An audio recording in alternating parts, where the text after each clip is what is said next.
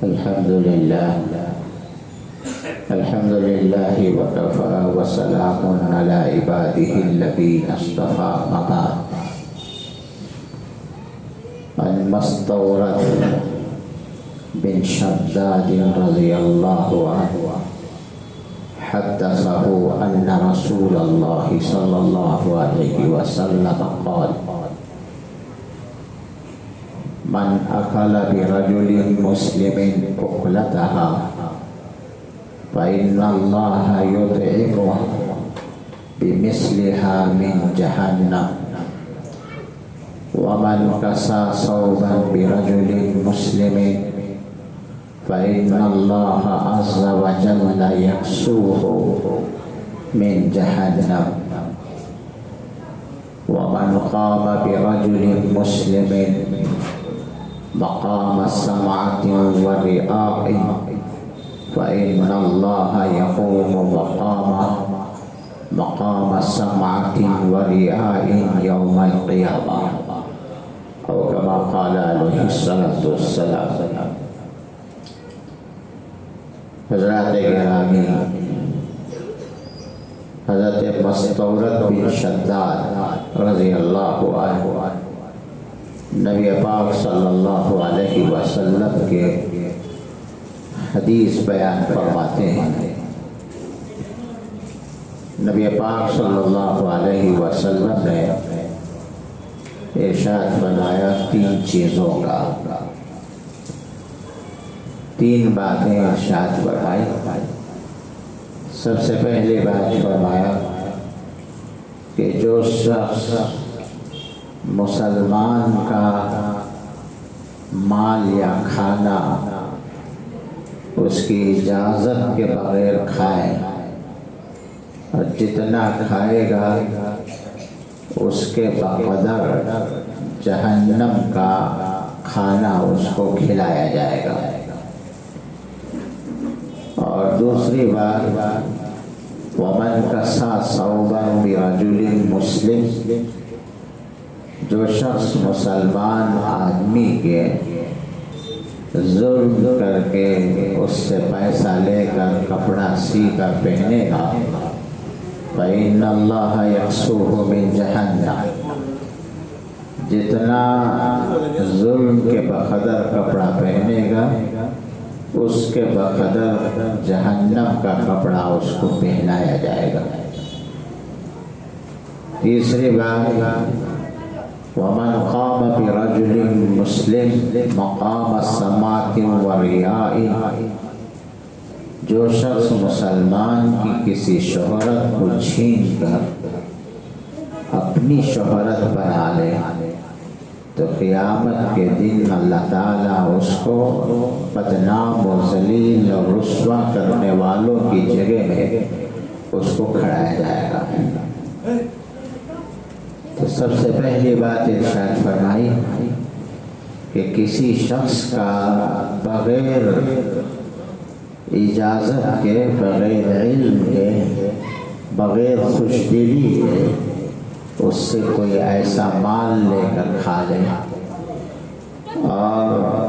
اس کی اجازت تو دور کی بات خوش دلی بھی نہ ہو، تو فرمایا کہ اس گویا کہ وہ اپنے پیٹ کو جہنم کے آگ سے بھر رہا ہے. بالفاظ دیگر مختصر یہ ہے کہ دوسروں کی چیزوں کا استعمال کرنا ان کی خوش دلی کے بغیر حرام ہے. یہ نہیں کہہ رہے ہیں نبی پاک صلی اللہ علیہ وسلم دوسروں کی اجازت کا لفظ نہیں فرما رہے، فرمایا کہ لا يحل مال امرئ الا بطیب نفس، حلال نہیں ہوگا کسی کو کسی کے مال کا استعمال کرنا اس کی خوش دلی کے بغیر، اجازت کے بغیر نہیں، اس کی خوش دلی کے بغیر، وہ دل سے خوش ہوئے بغیر کسی کے مال کا استعمال کرنا جائز نہیں. اب کیسے دوسروں کا مال کھائے؟ فرمایا کہ ظلم کے ذریعے سے جو مال حاصل کیا جائے کسی شخص کو خواہ کسی کام میں کسی چیز میں پھنسا دے، پھر اس کو اس کام سے نکلوانے کے لیے پھر مال حاصل کریں یا سود لیں بغیر کسی وجہ کے، بغیر کسی مجبوری کے، یا رشوت لیں یا جھوٹ بول کر مال بیچیں، دھوکہ دے کر مال بیچیں، کہ تاجر کو پتا ہے کہ یہ چیز خراب ہے اور تاجر کو پتا ہے کہ بازار میں یہ چیز ختم ہو چکی ہے اور اس کو دوبارہ بیچ رہا ہے دھوکہ دے کر، جھوٹی قسمیں کھا کر، تو فرمایا یہ ہے جو دوسروں کا مال کھانے کے برابر ہے۔ ایک اور ارشاد بھی ہے کہ بغیر کسی اجازت کے دعوت میں شریک ہو جائے، فضولی کے طور پہ نکاح میں شریک ہو جائے، جس کو دعوت نہیں دی گئی پھر بھی وہ دعوت میں جائے، یہ بھی دوسروں کا مال کھانا ہے۔ اور حدیث میں آتا ہے کہ بغیر دعوت کے کھانے والے چور ہیں، رسول اللہ صلی اللہ علیہ وسلم نے ارشاد فرمایا۔ اور اس کے علاوہ دوسری بات یہ بھی ہے کہ اگر کسی شخص نے کسی کو دعوت دی،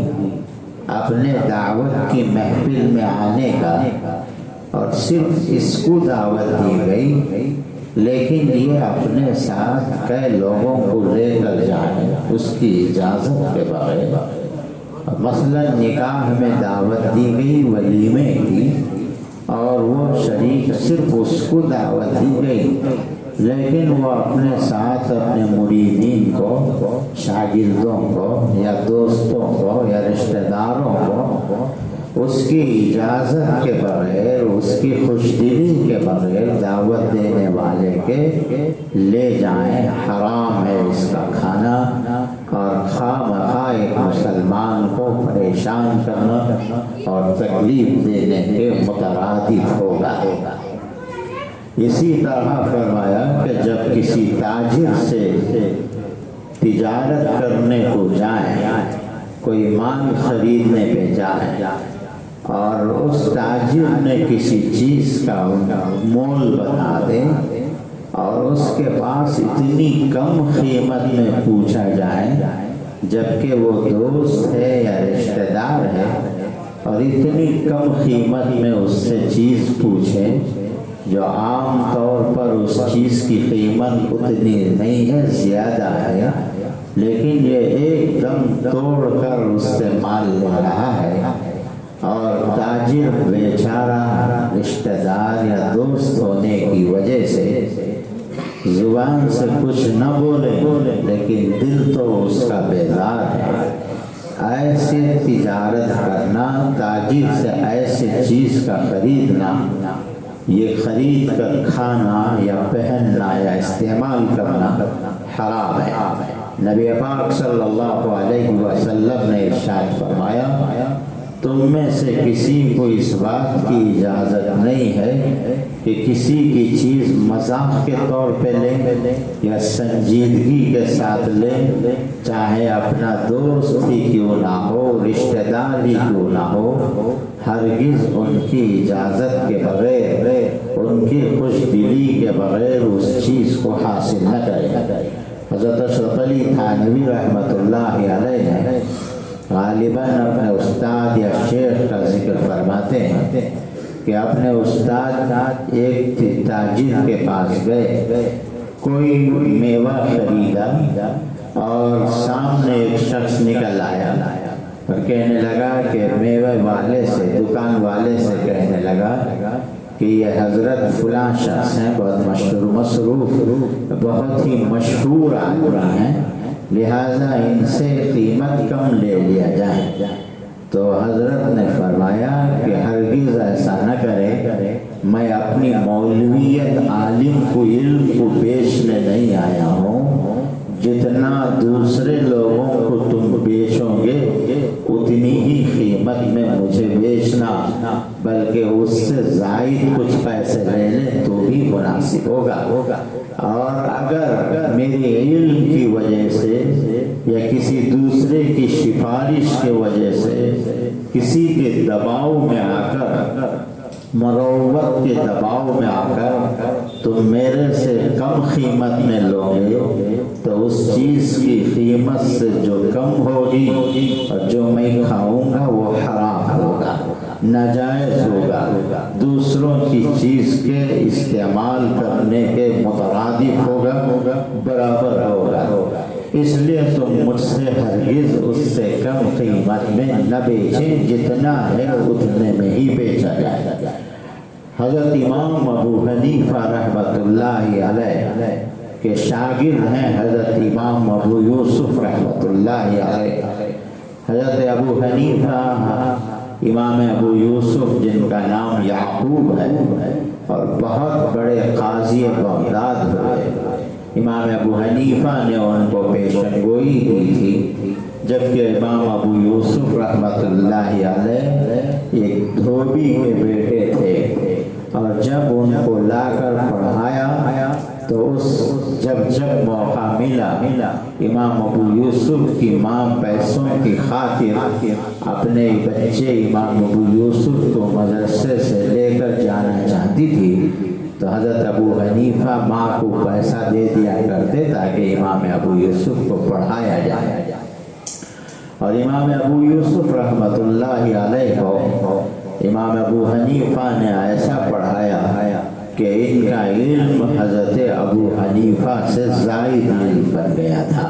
اور یہ ہو سکتا ہے کہ شاگرد استاد سے زیادہ ماہر بن سکتا ہے، اور پیر سے زیادہ اس کا مرید زیادہ تقوی والا بزرگ بن سکتا ہے۔ یہ کوئی بعید نہیں، نبی سے کوئی بڑھ نہیں سکتا یا صحابی سے کوئی بڑھ نہیں سکتا، باقی تمام ہو سکتا ہے کہ کسی کا علم کسی سے بڑھ جائے، کسی کا تقوی بزرگی بڑھ جائے۔ تو امام ابو یوسف رحمۃ اللہ علیہ کو پڑھتے وقت امام ابو یوسف کو امام ابو حنیفہ نے فرمایا تھا کہ میاں میں تمہیں دیکھ رہا ہوں کہ آگے کی زندگی بادشاہ کی محفل میں بیٹھ کر تم ایسا حلوہ کھاؤ گے بادام کا کہ جو بادشاہ کی محفلوں میں سال میں ایک مرتبہ ہی بنایا جاتا ہے اور وہ کھایا جاتا ہے۔ میں تمہارا مستقبل یہ دیکھ رہا ہوں کہ تم بھی بادشاہ کے ساتھ بیٹھ کر وہ مشہور شہنشاہی پکوان کھاتے ہوئے میں تمہیں دیکھ رہا ہوں، ضرور اس طرح ہوگا۔ اور ایسے ہی ہوا کہ امام ابو یوسف رحمۃ اللہ علیہ بغداد کے قاضی بنے اور ہارون رشید کی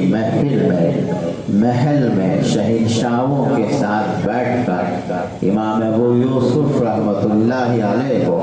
امام ابو حنیفہ نے جو پیشن گوئی دی تھی اسی کے مطابق اور موافق جب ان کے سامنے حلوہ کا طبق پیش کیا گیا، حلوہ بھرا برتن پیش کیا گیا، ابو یوسف کے آنکھوں سے آنسو جاری ہو گئے۔ لوگوں نے وجہ پوچھی تو ابو یوسف نے فرمایا کہ میرے استاذ نے مجھے، امام ابو حنیفہ نے اس بات کی پیشن گوئی کئی زمانے پہلے دی تھی، آج مجھ پر ہو رہا ہے۔ تو لہذا امام ابو یوسف کو اتنے ورع اور علم اور تقوی ہونے کے باوجود امام ابو حنیفہ نے ایک خاص نصیحت فرمائی۔ استاذ ہونے کے حساب سے، شاگرد ہونے کے ناطے امام ابو حنیفہ نے ابو یوسف سے یہ نصیحت فرمائی کہ ابو یوسف، جب تم کسی کے گھر پہ کرائے پہ رہتے ہو یا کہیں سے کوئی چیز خریدتے ہو تو ہرگز تم اس کے کرائے سے برابر نہ دینا بلکہ اس سے زائد دے دینا۔ مثلاً آپ 5,000 روپے کے گھر پہ کرائے پہ ہیں تو مالک مکان کو 5,500 دے دینا، اور کسی سے کوئی چیز 1 کلو 100 روپے میں خریدتے ہو تو اس کو 110 روپے دے دینا۔ اگر تم کم کر کے دو گے، اس اصل پیسے سے بھی کم کر کے دو گے تو یہ تمہارے دین کو بھی نقصان پہنچائے گا، تمہارے علم کو بھی نقصان پہنچائے گا۔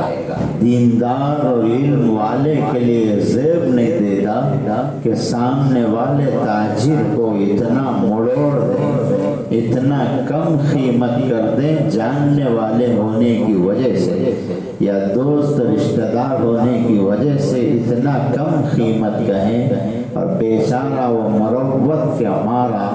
شرمندگی کی وجہ سے نہ چاہتے ہوئے بھی دے دیں، یہ حرام ہے، یہ حرام ہے۔ اسی کو رسول اللہ صلی اللہ علیہ وسلم نے فرمایا دوسروں کی چیز کا ہرگز استعمال نہ کریں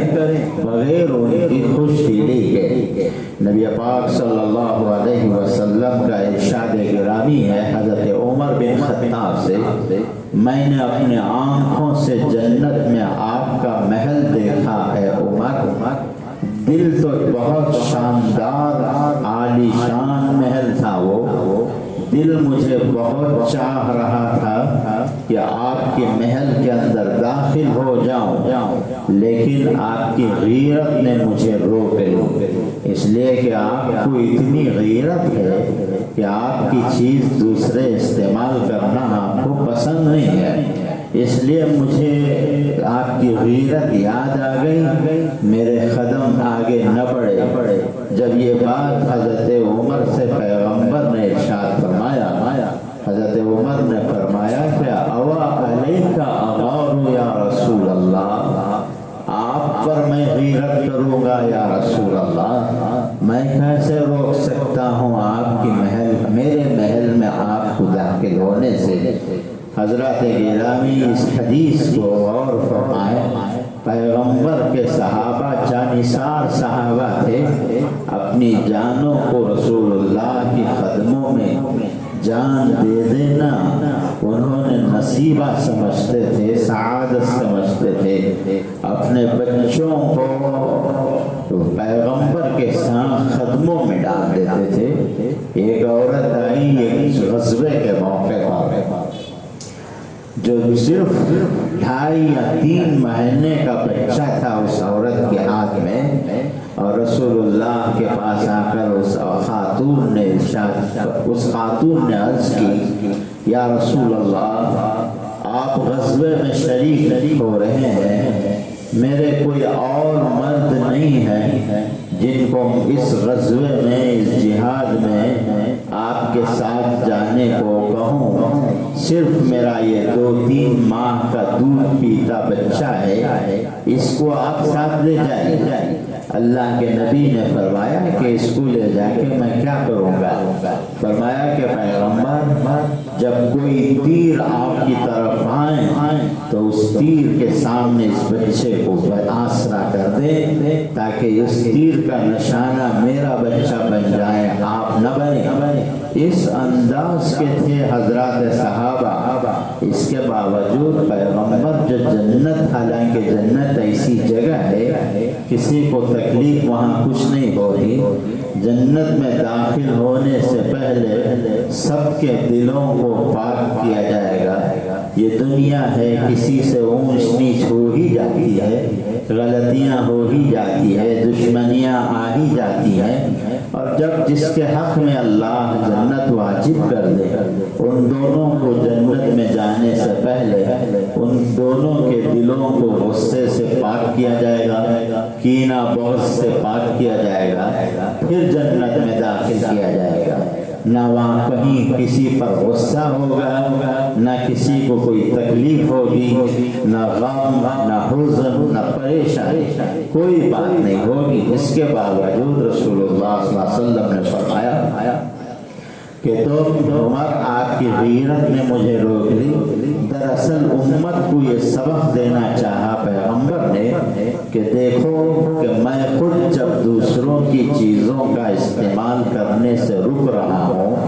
تمہیں بھی چاہیے کہ ہرگز دوسروں کی چیزوں کا استعمال نہ کرے، چاہے کپڑا ہو چاہے چپل ہو. اس حساب سے دوسروں کے چپل کو پہن کر پیشاب خانے پہ جانا، دوسروں کی اجازت کے بغیر ان کی گاڑی چلانا یا گاڑی پہ بیٹھنا یا ان کے گھر پہ داخل ہونا ہرگز اجازت نہیں، حرام ہے. کہ پیغمبر نے جو میں نے شروع میں حدیث بتائی تھی جس میں رسول اللہ نے فرمایا کہ دوسرے کا مال اس کی خوش دلی کے بغیر حلال نہیں ہوگا، اجازت کے بغیر نہیں فرمایا، خوش دلی کے بغیر. خوش دلی کا مطلب یہ ہے کہ وہ دل سے خوش ہو کہ یہ شخص میرا مال استعمال کر رہا ہے، تو دل سے خوش ہو کہ میں بڑا سعادت مند ہوں کہ یہ شخص میرا مال لے رہا ہے، میری چیز استعمال کر رہا ہے. جب معلوم ہو کہ میرے استعمال کرنے سے یہ خوش ہوگا تو اس وقت اس کی چیز کا استعمال کر سکتا ہے، اجازت لے کر نہیں، خوش دلی کے ساتھ لیا جائے. اس اعتبار سے آپ غور کریں کہ جب مہمان کسی گھر پہ جائیں، میزبان کے گھر پہ جائیں، تو اس کے خوش دلی کے بغیر اس کی اجازت اور خوش دلی کے بغیر دوسرے اور چیزوں کا استعمال کرنا حرام ہوگا.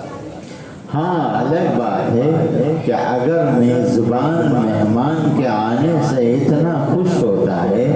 کہ وہ جس چیز کو چاہیں استعمال کریں تو اس سے میزبان خوش ہوتا ہے، تب تو جائز ہے. اس کی خوش دلی کے بغیر مہمان کچھ اور چیز استعمال کرنا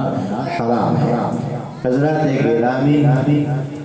زمانے اول میں پیغمبر کے زمانے میں ایک حکم نافذ ہوا تھا، جب کوئی اللہ کا نام لے تو وضو کرنا واجب تھا. کہ جب کوئی اللہ کا نام لے وضو کرے، وضو نہ کرے تو کم از کم تیمم کر کے اللہ کا نام لینا واجب تھا. اور بہت سے ایسے چیزیں واجب تھی، بعد اٹھا لی گئی. تو ایک زمانہ تھا، ایک صحابی بیان فرماتے ہیں کہ میں آ رہا تھا ایک طرف سے اور اللہ کے نبی لبے سڑک مجھ سے ملے، راستے میں پیغمبر سے ملاقات ہوئی. میں نے رسول اللہ کو سلام عرض کی، پیغمبر نے میرے سلام کا جواب نہیں دیا. تو تھوڑی دیر بعد آپ نے سامنے والے کے گھر کی دیوار پر تیمم فرمائی اور تیمم فرمانے کے بعد سلام کا جواب دیا. اس لیے کہ سلام اسماء الحسنہ میں سے ہے اور اسماء الحسنہ اللہ کے نام میں سے ہے، تو اللہ کا نام لینا ناپاکی کے حالت میں جائز نہیں ہے. اس زمانے کا مسئلہ ہے. اب بھی یہی ہے کہ اگر کوئی جنوبی حالت میں ہے، بیوی سے مباشرت کیا ہوا ہے، ابھی غسل نہیں کیا یا بے وضو ہے یا ناپاک حالت میں ہے، علماء فقہاء نظام نے فرمایا اللہ کا نام لے سکتا ہے، تسبیح پڑھ سکتا ہے، دعا کر سکتا ہے، ناپاکی کی حالت میں بھی، مباشرت کرنے کے بعد والی حالت میں بھی. لیکن مناسب اور مستحب تو یہ ہے کہ وضو کر لیں. اگر وضو کرنے میں دقت ہو رہی ہے، تکلیف ہو رہی ہے، کم از کم تیمم کر لیا جائے. اسی لیے پیغمبر نے فرمایا کہ تم ایک بار مباشرت کرنے کے بعد دوبارہ مباشرت کرنا چاہو تو ان دو مباشرت کے درمیان میں وضو کر لو یا کم از کم تیمم کر لو. تو لہذا فقہا نے فرمایا، پیغمبر نے فرمایا کہ دوسروں کی چیزوں کو استعمال اس کی خوش دلی کے بغیر کیسے کرے، جائز نہیں ہے. لیکن اس حدیث میں اللہ کے نبی نے کسی دوسرے کی دیوار پر تیمم فرمانے اجازت کے بغیر یہ کیسے؟ اللہ کے نبی عرض کرتے ہیں، ارشاد فرماتے ہیں کچھ اور کرتے ہیں کچھ اور۔ تو فقہاء نے فرمایا کہ اس کا جواب یہ دیے ہے کہ اس لیے کہ وہ پیغمبر تھے، اور پیغمبر جب کسی صحابی کی چیز پر اٹھا لے یا کسی کے دیوار پہ ہاتھ لگائیں، ظاہر بات ہے کہ صحابہ خوشی ہوگی، ناراض تو ہرگز نہیں ہوں گے۔ تو یقین تھا پیغمبر کو کہ میرے ہاتھ لگانے سے خوش ہوگا، اس لیے آپ نے ان کے دیوار پر تیمم فرمائی۔ تو معلوم یہ ہوا کہ کسی دوسرے کی اجازت کے بغیر ان کی دیوار کا استعمال کرنا بھی ناجائز ہے۔ تو ہم تو اتنے دلیر اور لاپرواہ ہیں کہ آرام سے ہم کسی دوسروں کی چیزوں کو لے لیتے ہیں، دھوکہ دے کر قرض دینے کے بعد واپس نہیں دیتے، یا سامنے والے کو دھوکہ دینا اپنا عقل مندی سمجھتے ہیں، اپنے آپ کو عقل کا ماہر سمجھتے ہیں، اور پتہ بھی نہیں کہ وہ دوسرے کے چیز کو کھا کر حرام کا جسم بڑھا رہا ہے، حرام کا جسم پلا رہا ہے۔ اسی لیے فرمایا پیغمبر نے کہ جس شخص نے دوسرے کا کھانا کھا لے،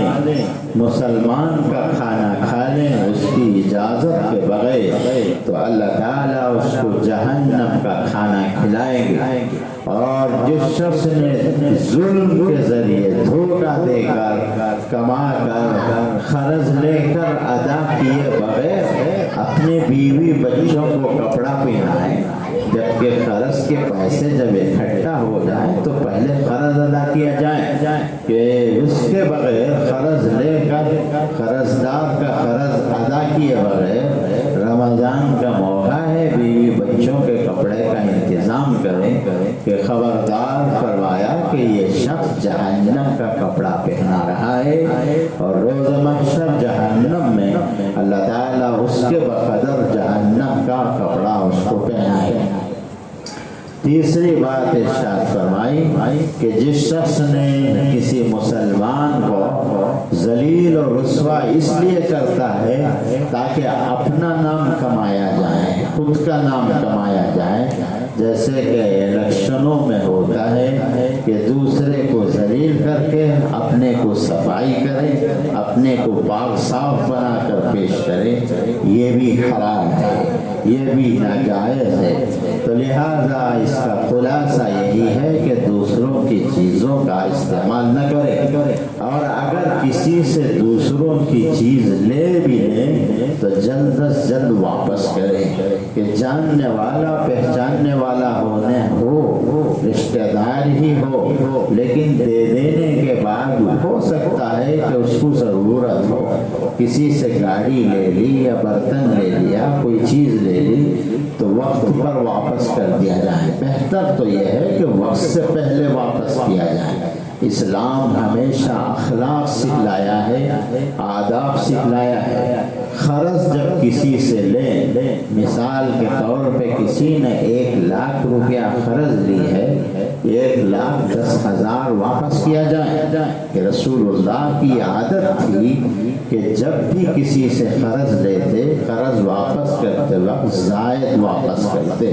یہ جائز بھی ہے، وہ ہدیہ بھی ہے، برکت بھی ہے۔ اگر شرط رکھیں جب سود ہوگا، کہ اگر کہیں کہ 1,00,000 میں دوں قرض، واپسی کے موقع پہ تم 10,000 بڑھا کے دیں، یہ سود ہے۔ کہ قرض دینے والے کے مانگے بغیر دے دینا یہ ہدیہ ہے۔ تو اسلام ہمیشہ آداب اور اخلاق، معاملات یہ سکھلائی ہے، اور ہم نے یہ سمجھا ہے کہ دین صرف نماز، روزے، تسبیح ہی میں ہے، باقی کسی میں دین نہیں ہے۔ دین تو زندگی کے ہر شعبے میں ہے، زندگی کے ہر پہلو میں۔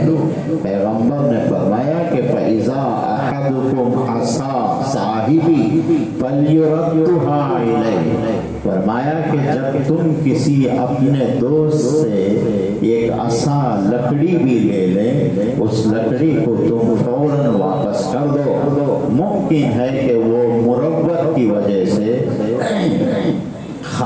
بے شرمندگی کی وجہ سے پوچھ نہیں پا رہا ہے، اس لیے تمہیں واجب ہے کہ اس کی لی ہوئی چیز کو وقت سے پہلے واپس کر دیں یا کم از کم وقت پر واپس کریں۔ تو الغرض پیغمبر نے 3 باتوں کو ارشاد فرمایا، جس نے کسی دوسرے کا کھانا بغیر اجازت کے کھا لے تو اس نے اللہ تعالیٰ اس کو جہنم میں اس کے بقدر جتنا کھایا اتنا کھلایا جاتا ہے۔